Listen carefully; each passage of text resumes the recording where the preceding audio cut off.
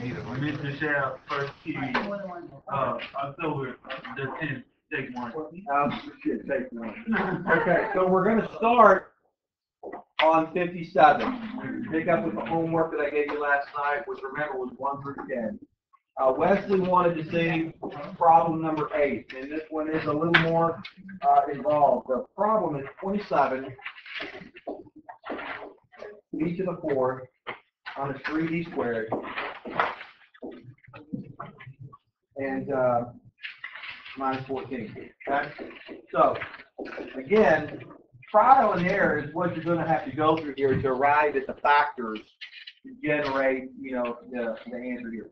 And 27 b to the 4th. The only thing I know for sure in each of these two first places, there's going to be something b squared. I'm going to go ahead and write that something b squared.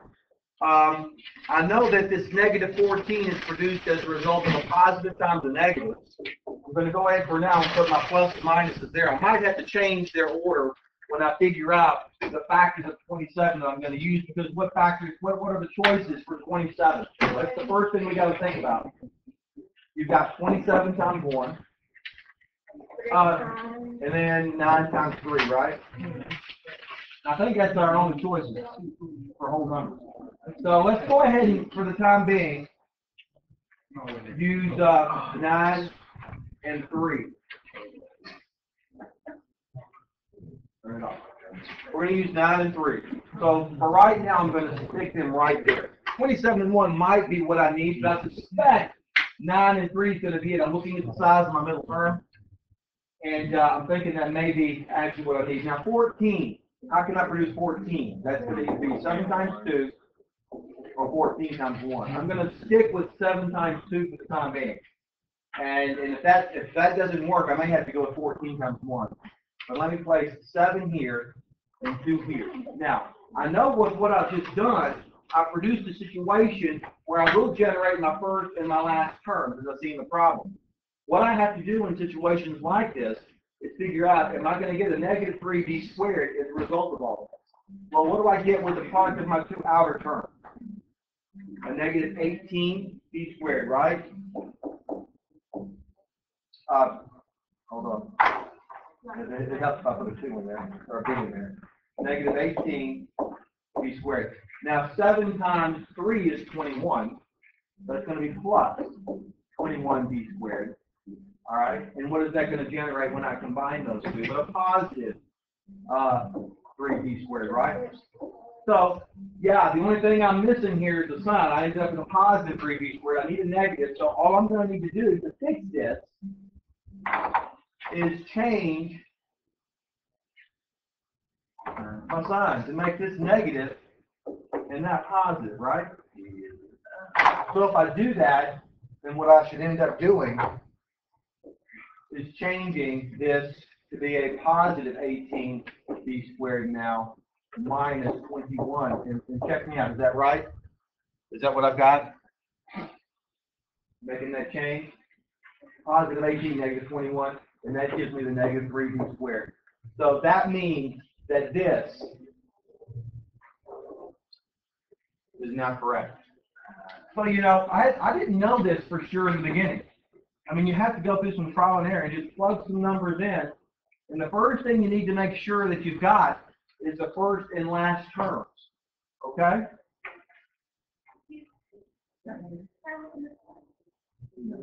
Caleb, two.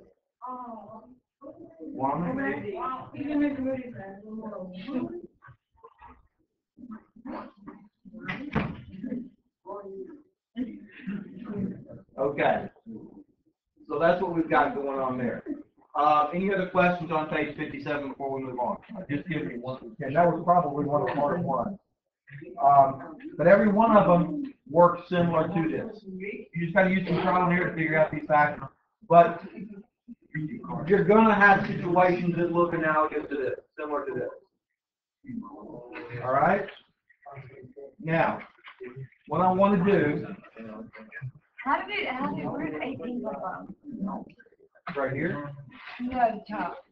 That negative 18? That negative 18 was my first the first time I tried factoring this, what I actually had was, I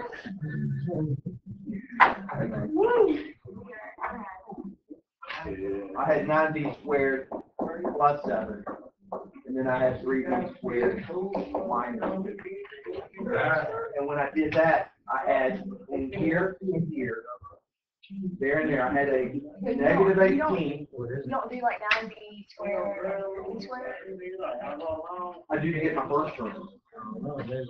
Now see, the issue here, when I set this up or when I do it this way, the first thing you should always do is check to make sure that you're the product of your two first terms, here and here, or in this case here and here, does generate that, and it does. Then double check with your last term and make sure that the two last terms, no matter how you're breaking this up, generate that negative 14 in this case, and it does. Just to double check that you at least chose the right factors that give you the first and last term. But now you have to come around and see if you've got the correct middle term. And that's when you have to take the product of the outers and combine them with the product of the inners to check to see if you get the correct middle term. And that's the final issue here to determine whether or not you've got the right set of factors. You could have, again, so you could have the right numbers here, all right? You could have the right numbers here, but still have the wrong answer. You know, 9, 7, 3, 2. I mean, I needed those. But you got to make sure that you got the negative where it needs to be together to make it right. And so you do, this one works. there's 92 times 2 negative 18, or 90 squared times the negative 2 gives me the, that gives me the negative 18, right? This was the wrong one, right? Yeah, that was what, that went to here. so if I did it and it didn't come out, what is it supposed to equal? It needs to equal this term right here. This one right here is what it Because needs it to was a equal. positive 3b, that was wrong. That's right. Correct. Correct. Absolutely correct. Yeah. So usually when I use trial and error to figure these out, usually that's probably one of the first things that happens is I get the right number that I need for that middle term, but I get the sign wrong. And when that's the case, the easiest way to fix it is just flip your signs around. Yeah.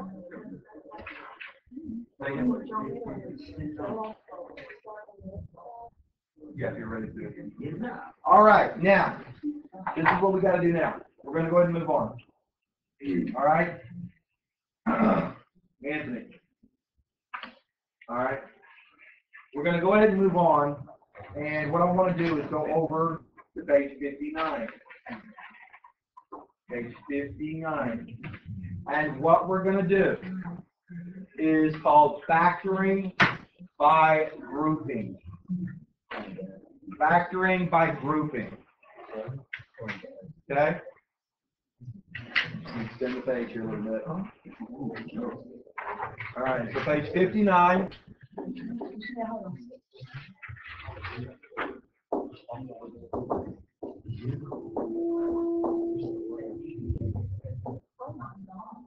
Unfortunately, that will probably be picked up in the report. Anything they do next to it. Okay, factoring by grouping. Let me do problem number 1. This is, now if the directions, I want you all to pay special attention here. If the directions say factor by grouping, problem number 1 looks like this. If you look on page 59, these look to be slightly odd assemblages of problems here as far as what we've been doing. AM minus AN plus MX minus NX. Okay? Now, what I'm going to do is group these. I'm going to put parentheses around every 2 sets of terms. Kind of take us back to issues that we investigated in chapter 1. And when I do that, in this case, since I'm going to be throwing up a set of parentheses around the first 2 terms, there's no negative out in front of the AM, nothing happens with the sign in the middle, I'm fine. Luckily, in front of the MX, there's a plus here. And so when I throw parentheses around these last two terms, nothing happens there either. With sign changes in the middle of what I mean. If that was a minus, I'd have to change that to a plus. Okay. What is that AM minus AN, and then plus MX minus NN. Now, what I'm going to do in both of these sets of parentheses, I'm going to look to identify a greatest common factor. Okay? Not right now. Way too quick on that, okay? A greatest common factor. So in the first set of parentheses, what's the GCF? It's an A. Yeah. Let's pull out A. Now what am I left with? Is M minus N, right? Yeah. Now, what about the second set of terms? X is your GCF. So if I pull X out there, what am I left with? Now you noticing something interesting developing here? M minus N, the coefficients of A and X both are M minus N. And what that means is, I'm going to think of this situation as a very sophisticated form of collecting like terms. You know, if I were to ask you to combine, 3x plus 2x, what would you tell me? Well, that's 5x, right? Well, if I'm going to add A times M minus N plus X times M minus N, you know what I get? A plus X, like I had 3 plus 2 is equal to 5, right? I'm going to say A plus X times, well, just like I collected my numeric coefficients and then just park the X, the variable next to it, right? That's how many X's I've got. Well, how many M minus N's do I have? 2. I've got A plus X. That's the amount. So that's what I do. This is called factoring by grouping. Why is it only acting as one? The same reason that's acting like it's just one X, right? X defines these two terms as like terms. And so you add the coefficients. What would have happened if this had been AX plus, let's say 2X?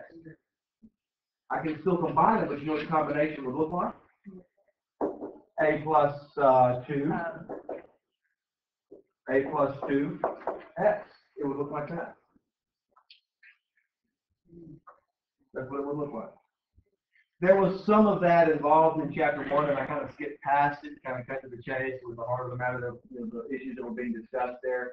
But those things were discussed back in chapter 1. I just didn't want to scare you too much, so I kind of blew past some of it and tested you. And you may remember there was a problem that was kind of asking you to do something like this in the test, and I kind of did it as extra credit. It was class number 13, but anyway. So this is called factoring by grouping. What you're going to do is isolate your sets of terms, like I did here, in groups of 2. And then all of these on page 59, all of these factoring by grouping problems, you'll see that there are 4 terms in all the problems. There's 4 of them. And so what you've got to do is put parentheses around each set of 2. Sometimes you've got to rearrange the order of the terms. I'm going to try to see if you can do it without doing that. And then pull out the GCF.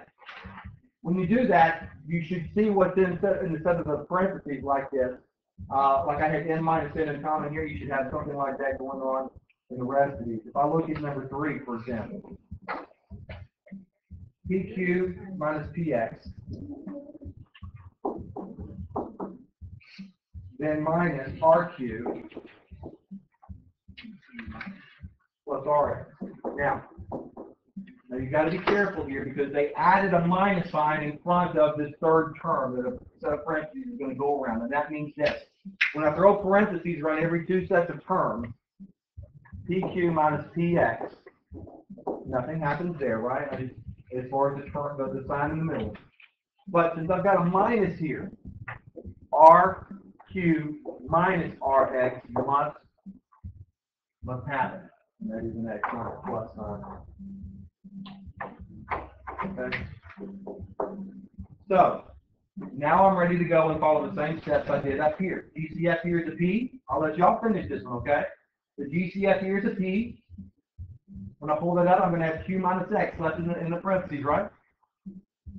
Over here, when I pull the R out, what's going to be left inside the parentheses? Guess what? Q minus X again. So I'm going to end up with P P minus R times Q minus X. That's what's going to end up happening here. So, in a way, this kind of factoring can be easier. So pull out the P. Right? See that? Pull the P out. What I'm left with inside the parentheses. Get out of James' way, because I'm always in your way. I know it.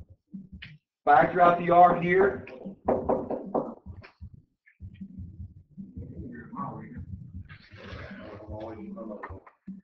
Now, P minus R. Okay? And that's how these work. That's how I want y'all to do it.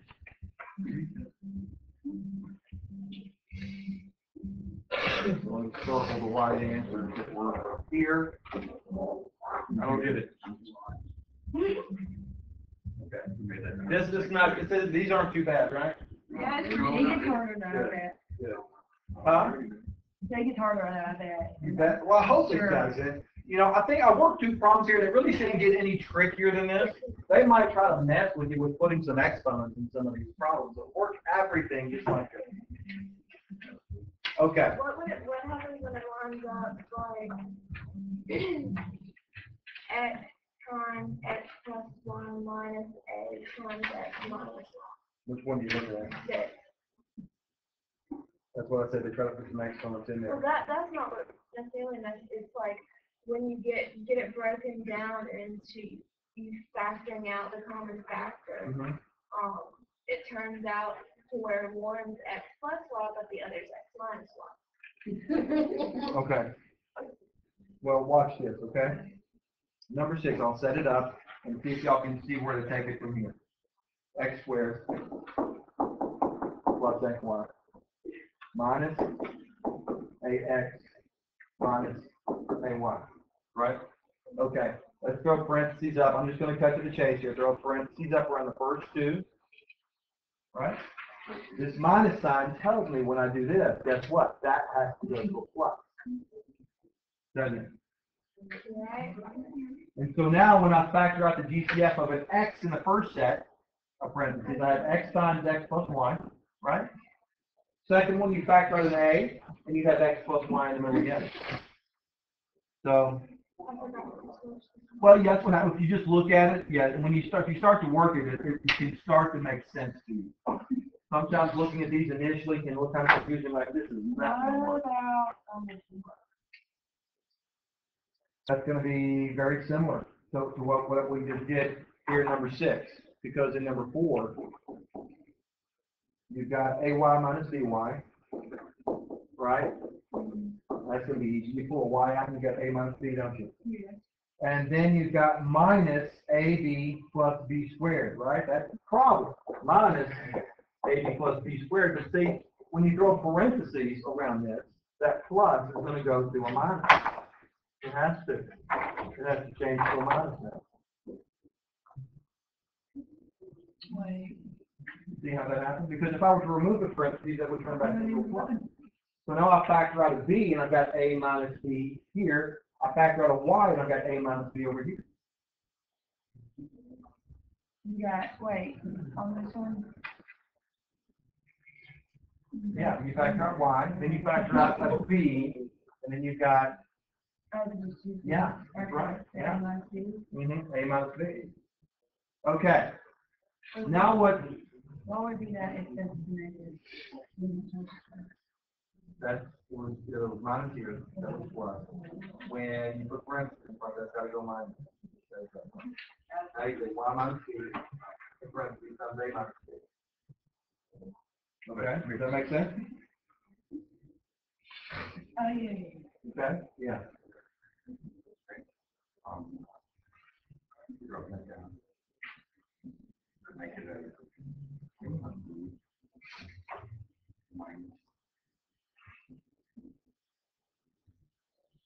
Back it up with y. Yes. The minus there.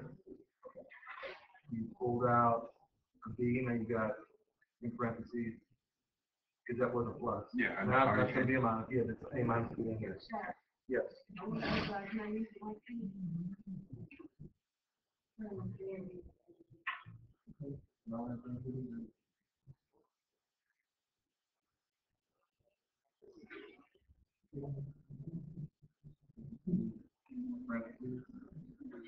plus 2x. Yeah, you do. Oh, okay. Okay, now that's a good question. I'm glad you. Now on number 8, on number 8,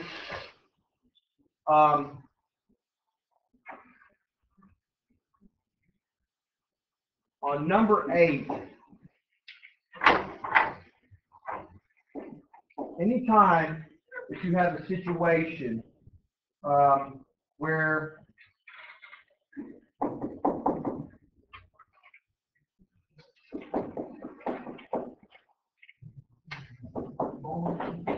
okay, where you have a situation where you throw parentheses up around the term. There's no GCF here in the first set of parentheses. What's the understood numeric coefficient? 1. The 1. So what you do is this, when you identify what the GCF is over here, and what is it in the second set of parentheses? What's the GCF? 2x, that's right.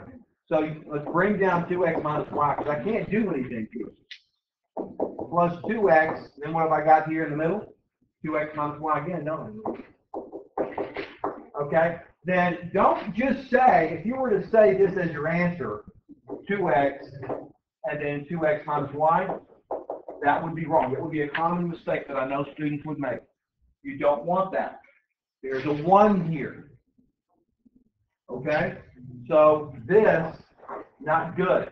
1 plus 2x.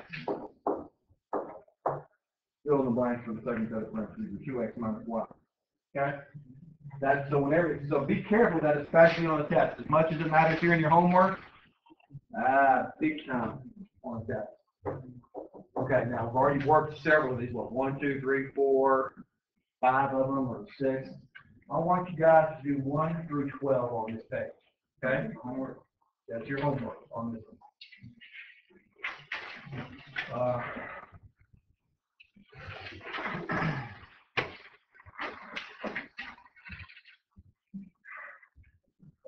Do some other things and just don't quite have the time.